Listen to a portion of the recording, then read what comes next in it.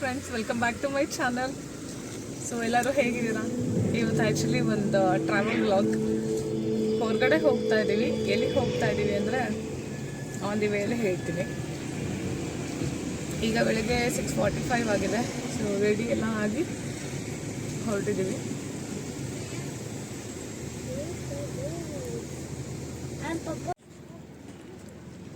Petrol ಹಾಕ್ಸೋಣ ಅಂತ ಹೇಳಿ ಬಂದಿದ್ವಿ. ಹಾಗೆ ಸ್ವಲ್ಪ ಸ್ನ್ಯಾಕ್ಸ್ ಎಲ್ಲ ತಗೋಬೇಕು.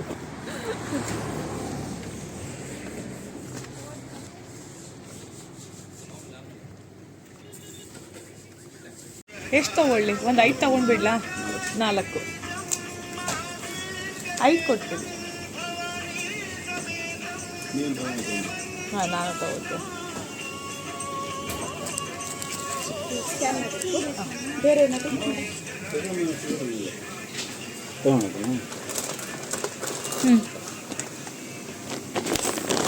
ಆಯ್ತು. ಇಲ್ಲ, ಆ್ಯಕ್ಚುಲಿ ಲೇಸ್ ಬೇಕಾಗಿತ್ತು.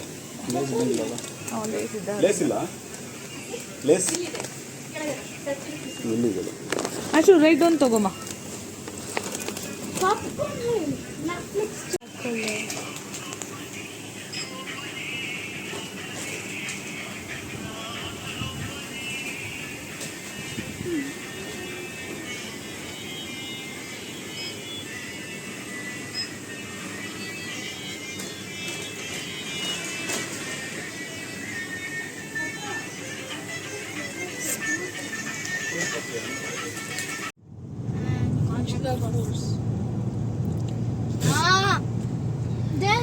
Their force names a new chapter. Magnetic force, non-contact force, contact force, and the other one I forgot. The contact force का example दे ले बा मैं sir. Okay, the non-contact. School in the Contact. Okay. SMS ಅಂತ ಚಿನ್ನೆ. SMS. Friends, actually ನಾವು reach ಆಗಿದ್ದು ಮಂತ್ರಾಲಯ. So ಈಗ ಊಟ ಮಾಡಿಕೊಂಡು ರೂಮಿಗೆ ಹೋಗ್ತಾ ಇದ್ದೀವಿ.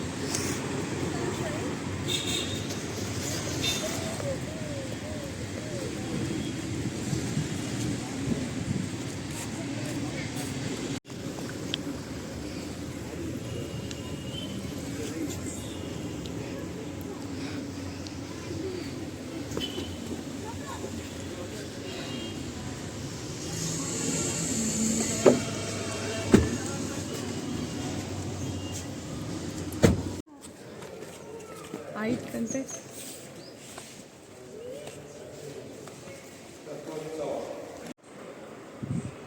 ಸೊ ಈಗ ದೇವ್ರ ದರ್ಶನಕ್ಕೆ ಅಂತ ಹೇಳ್ಬಿಟ್ಟು ಹೋಗ್ತಾ ಇದ್ವಿ. ನಾನು ಸ್ಯಾರಿ ಉಟ್ಕೊಂಡಿದ್ದೆ, ಸಿಂಪಲ್ ಕಾಟನ್ ಮಿಕ್ಸ್ಡ್ ಸ್ಯಾರಿ. ಸೀರೆ ಬಗ್ಗೆ ಅಷ್ಟು ಇಂಟ್ರೆಸ್ಟ್ ಇಲ್ಲ. ಅಂದರೆ ಕುರ್ತೀಸ್ ಎಲ್ಲ ಇಷ್ಟ ಆಗುತ್ತೆ, ಕುರ್ತೀಸ್, ಚೂರೀಸ್ ಎಲ್ಲ. ಸೊ ಈ ದುಪ್ಪಟ್ಟ ಕ್ಯಾರಿ ಮಾಡೋದು ಮತ್ತು ಹಾಗೆ ಸೀರೆ ಇದು ಮಾಡೋದು. ಒಂದು 100 ಪಿನ್ ಬೇಕು ನನಗೆ. ಎಲ್ಲ ಕಡೆ ಒಂದೊಂದು ಪಿನ್ ಇಟ್ಕೊಂಡಿರ್ತೀನಿ. ಸೊ ಆ ಥರ. ಸೊ ಈಗ ದೇವ್ರ ದರ್ಶನಕ್ಕೆ ಅಂತ ಹೇಳ್ಬಿಟ್ಟು ಹೋಗ್ತಾ ಇದ್ದೀನಿ. ಸೊ ನಾನು ವಿಡಿಯೋ ಶುರು ಮಾಡಿದಾಗ ಎಲ್ಲಿಗೆ ಹೋಗ್ತಾ ಇದ್ದೀನಿ ಅಂತ ನಾನು ಹೇಳೇ ಇರಲಿಲ್ಲ. ಸೊ ಮಂತ್ರಾಲಯಕ್ಕೆ ಬಂದಿದ್ದೀವಿ ನಾವು. ಸೊ ಮಂತ್ರಾಲಯದಿಂದ ಈಗ ದೇವ್ರ ದರ್ಶನಕ್ಕೆ ರೆಡಿ ಆಗಿಬಿಟ್ಟು ಹೋಗ್ತಾ ಇದ್ವಿ.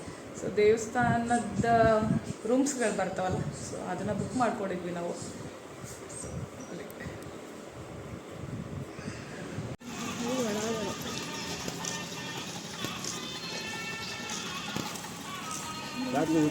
ಈಗ ಸಂಜೆ. ಸೊ ಹೋಗೋಣ, ದೇವ್ರ ದರ್ಶನ ಮಾಡೋಣ ಅಂತ ಹೋಗ್ತಾ ಇದ್ದೀವಿ. ಪಾಪಗೆ ಹಿಂದೆನೇ ರೂಮ್ ಬ್ಯಾಕ್ ಸೈಡೇ ದೇವಸ್ಥಾನ ಇದೆ. ಸೊ ಅದಕ್ಕೆ ನಡ್ಕೊಂಡೆ ಹೋಗ್ತಾ. ಹೌದೌದು, ಮಾಡ್ತಾಯಿದ್ರು. ಹೌದಾ?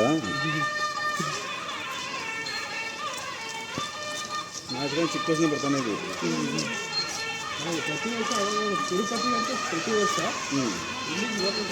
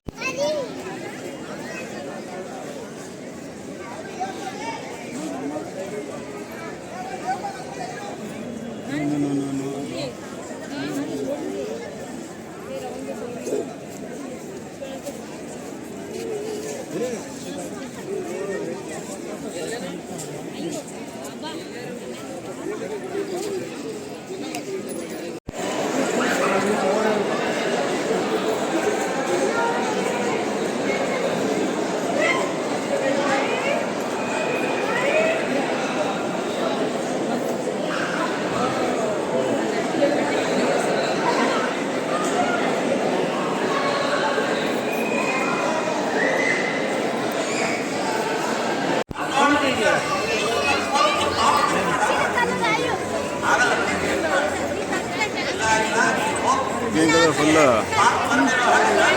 ಬಂದಿದೆಯಾ ಹೌದು.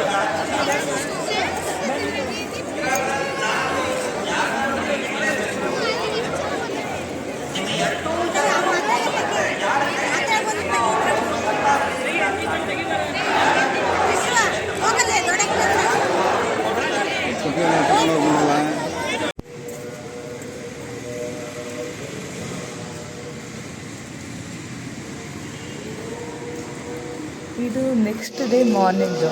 ಸೊ ನಾವು ಬೆಳಗ್ಗೆ 6:30 7 ಗಂಟೆಗೆಲ್ಲನೂ ಕೂಡ ದೇವಸ್ಥಾನದ ಹತ್ರ ಹೋಗ್ಬಿಟ್ಟಿದ್ವಿ.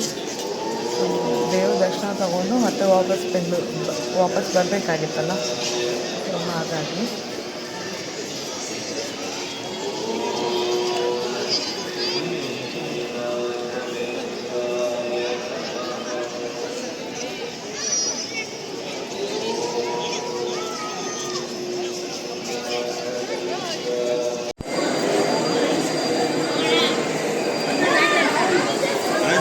ಮುಂದೆ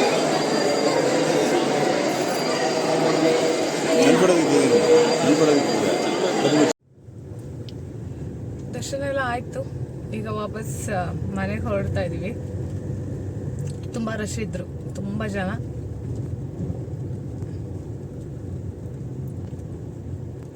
ಇಲ್ಲ ನಿಲ್ಸಲ್ಲ.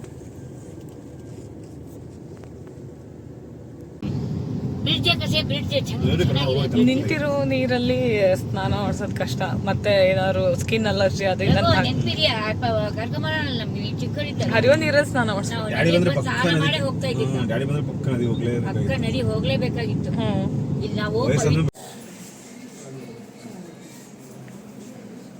ಫ್ರೆಂಡ್ಸ್, ಆ್ಯಕ್ಚುಲಿ ಇದು ರಾಘವೇಂದ್ರ ಸ್ವಾಮಿಯವರ ಮನೆ ಅವ್ರ ಇದ್ದಿದ್ದ ಕೊನೆ ಕ್ಷಣಗಳ ಮನೆ ಅಂತ ಇದು. ಅವರು ಯಾವಾಗಲೂ ಈಗ ನೋಡ್ತಾ ಇದ್ದೀರಲ್ಲ, ಆ ವಿಗ್ರಹ ಆ್ಯಕ್ಚುಲಿ ಪಂಚಲೋಹದ್ದು. ಆ ವಿಗ್ರಹಕ್ಕೆ ಪೂಜೆ ಸಲ್ಲಿಸ್ತಾ ಇದ್ರಂತೆ. ಇದು ಅಲ್ಲಿಂದ ಒಂದು 20 ಕಿಲೋಮೀಟರ್ಸ್ ಮುಂದೆ ಇದೆ. ನಮಗೆ ಇಷ್ಟು ವರ್ಷದಿಂದ ಬರ್ತಾ ಇದ್ದೀವಿ, ನಮ್ಗೆ ಗೊತ್ತೇ ಇರಲಿಲ್ಲ ಇದು.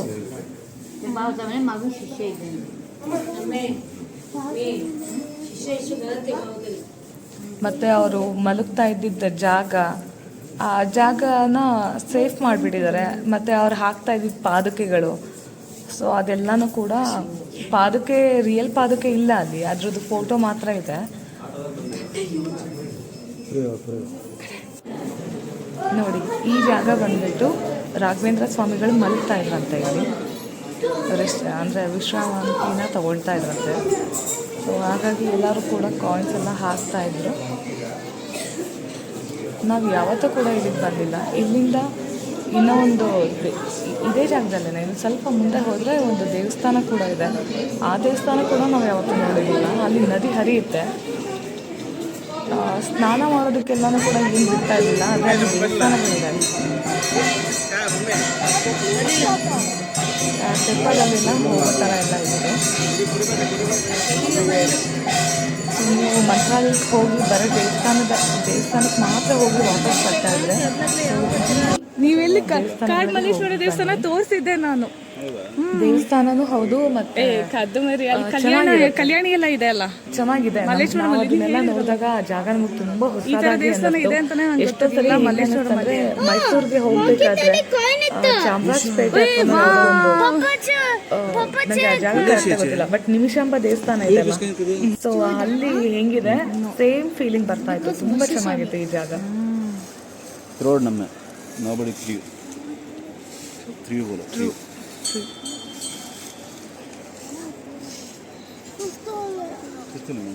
चला ऐसे में देवಸ್ಥಾನ ಹೊಸ ದೇವಸ್ಥಾನ ಅಂತ ಗೊತ್ತಾಗ್ತಾ ಇತ್ತು ಇದೆಲ್ಲ ನೋಡಿದಾಗ. ಇದು ಯಾವ ದೇವಸ್ಥಾನ ಹೇಳಿ? ವಿಠ್ಠಲಮ್ಮ ದೇವಸ್ಥಾನ, ರಾಘವೇಂದ್ರ ಸ್ವಾಮಿ ಮಂತ್ರಾಲಯದಿಂದ 20 ಕಿಲೋಮೀಟರ್ ಅಷ್ಟೇ. ಆನ್ ದಿ ವೇ ಟು ಬೆಂಗಳೂರಲ್ಲೇ ಸಿಗುತ್ತೆ. ಪ್ಲೇಸ್ ತುಂಬಾ ಚೆನ್ನಾಗಿದೆ. ಮಕ್ಕಳಿಗೆಲ್ಲ ಕರ್ಕೊಂಡು ಹೋಗಿ ತುಂಬ ಚೆನ್ನಾಗಿದೆ. ಒಂದು ನದಿ ಬೇರೆ ಹರಿತಾ ಇರುತ್ತೆ. ನೋಡ್ಕೊಂಡು ದೇವ್ರ ಕೈ ಮುಗ್ದು ಬರ್ಬೋದು.